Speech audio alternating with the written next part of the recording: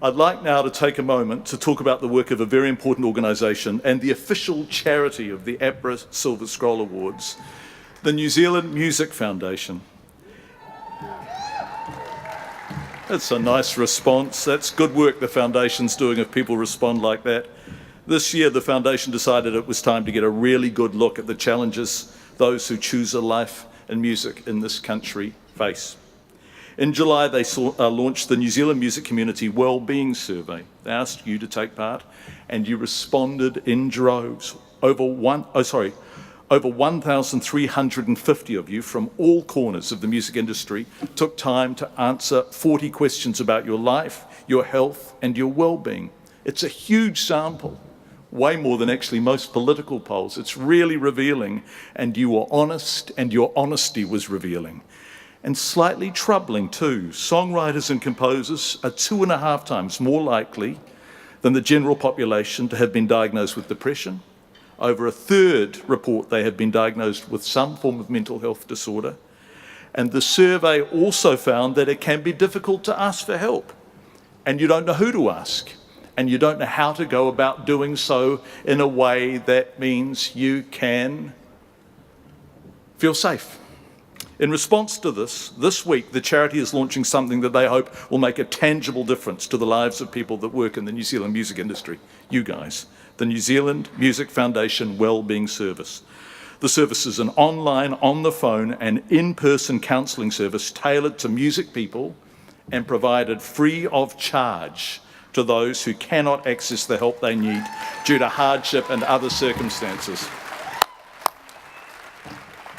And that's really meaningful because mental health care can be very, very expensive or can involve a long wait. So here is a short film featuring some very familiar faces to tell you more about the service. I'm a traveller on this mountain cold life. Well, the epiphany moment for me was watching A Hard Day's Night at the age of 12. And for me, it was all about the stage. I innately love showing off. They were showing off. They were having a ball. So I pretty much made up my mind that I was going to make a life as a musician, as a guitarist. You know, when I was reading my guitar playing magazines and I was in awe of, the likes of Eddie Van Halen and Stevie Vai. The initial spark was having this collective thing that everybody could do together and that was festive.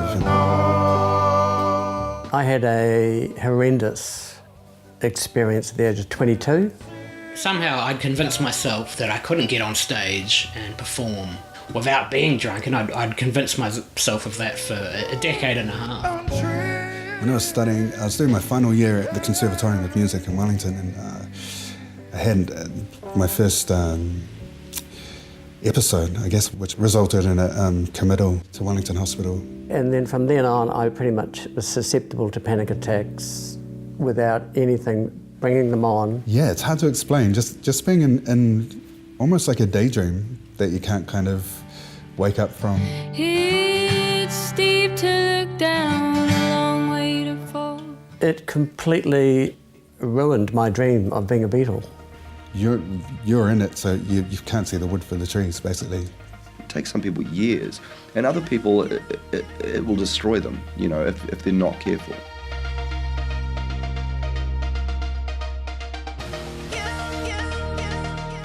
I don't believe actually in the 70s when I was at the peak of my problem, there was anywhere to go.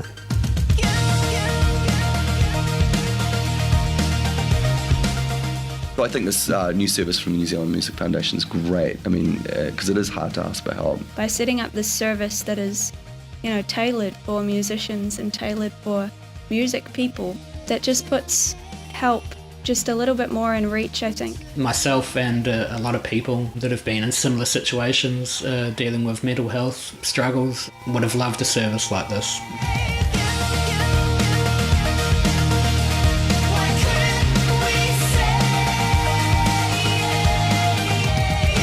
If I had never had agoraphobia, I never would have left that band.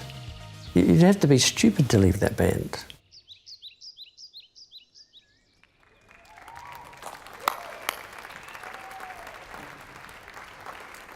I think we'd all really like to thank the people who appeared in that video and told their stories so honestly and openly. Thank you.